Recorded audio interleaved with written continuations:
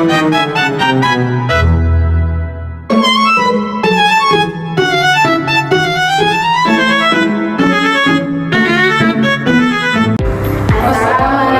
warahmatullahi wabarakatuh. Perkenalkan, kami dari kelompok 2 dengan yang beranggotakan Saya Rani Jati dari Akhir 08. Saya Jika Haria dengan lima akhir 043. saya Mahesa Rangga dengan NIM akhir 056. Saya Fatia Budi dengan NIM 050. Saya Zura Fatia dengan NIM akhir 058. Kami dari kelompok 2 ingin menunjukkan hasil diskusi kami tentang virus.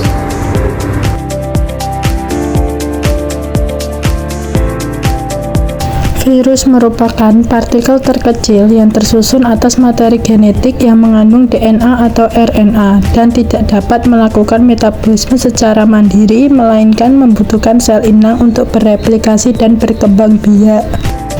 Ciri-ciri virus. Yang pertama, virus berukuran mikroskopis, memiliki asam nukleat, dapat dikristalkan, dan sebagainya. Bentuk-bentuk virus. Ada virus berbentuk batang, bentuk filamen, batang dengan ujung oval, polihedral, bulat, dan huruf T. Virus pada manusia. Apa sih virus pada manusia itu? Virus pada manusia merupakan mikroorganisme sangat kecil yang hanya dapat berkembang biak di dalam sel hidup.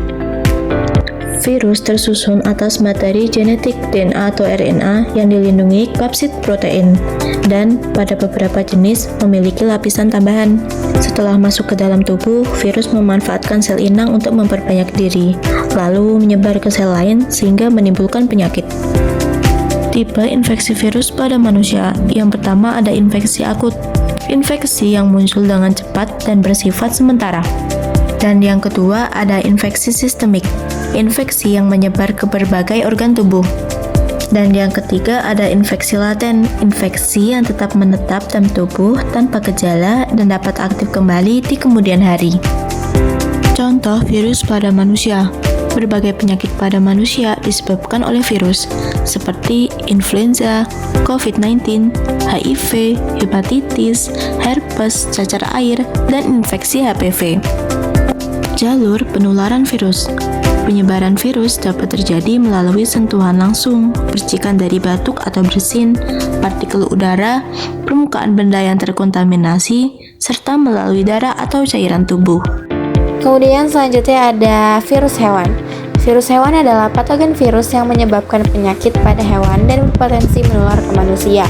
Nah, virus ini tidak dapat bereplikasi sendiri, melainkan menggunakan sel inang untuk memperbanyak diri dan dapat disebarkan melalui kontak langsung, lingkungan yang terkontaminasi, atau gigitan vektor. Cara virus menginfeksi yaitu dengan sel inang yang menempel pada reseptor di permukaan sel. Virus masuk ke dalam sel lewat endositosis, membuat saluran atau fusi membran. Di dalam sel, virus memanfaatkan sumber daya sel untuk memperbanyak diri.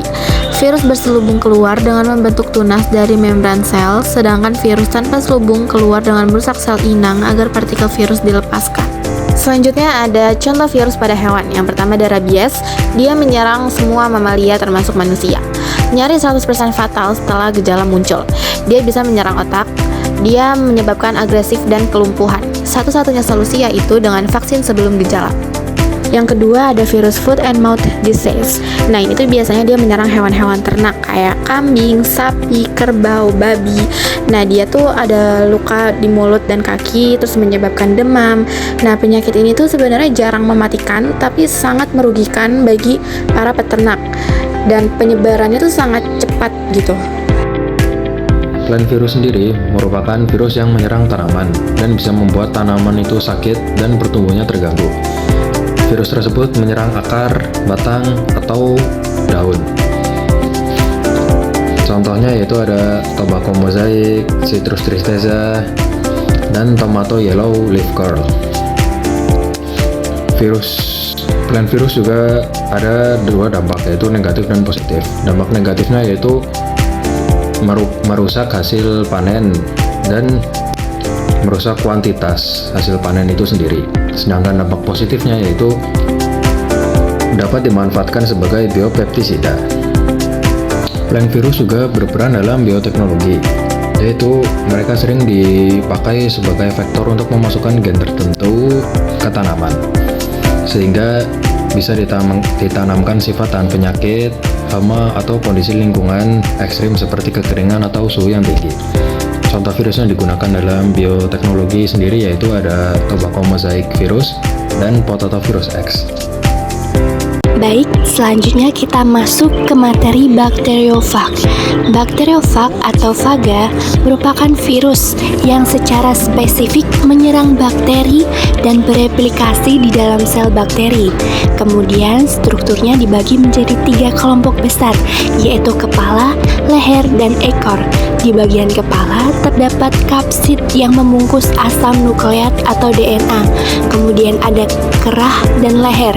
Kemudian di bagian ekor terdapat selubung ekor, serabut ekor, lempeng dasar, dan jarum penusuk. Kemudian terdapat siklus hidup reproduktif bakteriofag yang dibagi menjadi 2 siklus, yaitu siklus litik dan siklus lisogenik. Yang pertama ada siklus litik. Dalam siklus litik, virus sangat selektif. Virus menempel pada sel inang menggunakan antigen yang terbuat dari glikoprotein. Kemudian antigen tersebut berikatan dengan reseptor yang dimiliki sel inang. Keadaan ini memberikan kesempatan virus untuk menempel pada membran inang. Proses ini disebut dengan adsorpsi. Kemudian virus menyuntikkan atau menginjeksi dan melakukan penetrasi DNA atau RNA-nya, tergantung jenis materi genetik apa yang dimiliki oleh si virus. Selanjutnya, DNA sel inang akan rusak terhidrolisis. Virus akan mengambil alih sel dan mensintetis genom dan protein yang dibutuhkan oleh virus. Lalu, virus menduplikasi DNA menggunakan komponen yang didapat dari sel inang. Tahap selanjutnya adalah perakitan atau eklivase. Protein akan membentuk struktur kepala, ekor, dan serabut ekor. Genom virus akan dikemas di dalam kepala kapsid. Setelah semua komponen virus terbentuk, dinding sel bakteri akan hancur dan pecah atau lisis. Lisisnya sel bakteri ini merupakan tahap terakhir dari jalur litik. Siklus lainnya disebut dengan siklus lisogenik. Siklus ini lebih panjang dan lebih licik. Virus yang melalui siklus ini cenderung melakukan hal yang sama seperti jalur siklus litik. Di awal mereka menginfeksi sel inang, tetapi kali ini materi genetiknya tetap tersembunyi. Jalur lisogenik mungkin tidak tampak seperti masalah, tetapi itu benar-benar menjadi masalah jika dipicu untuk masuk ke daur litik. Karena dengan demikian semua sel yang memiliki materi genetik virus mempunyai kesempatan untuk lisis. Baiklah, kita mulai tahapan siklus lisogenik dari virus. Yang pertama, adsorpsi atau attachment, yaitu tahapan pelekatan virus pada reseptor sel inang.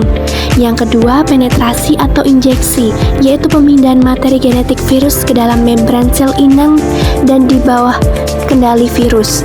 Yang ketiga, penggabungan, yaitu DNA virus dengan DNA sel terintegrasi membentuk profage. Yang keempat, pembelahan sel.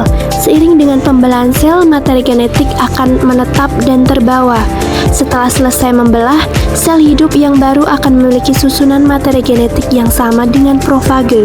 Suatu waktu, apabila pertahanan sel inang lemah dan kekurangan air, maka akan berlanjut ke siklus litik. Kemudian virus baru akan keluar dan mencari inang atau sel yang baru.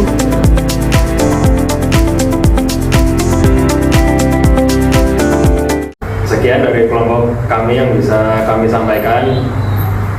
Bila ada kesalahan, mohon maaf. Assalamualaikum warahmatullahi wabarakatuh.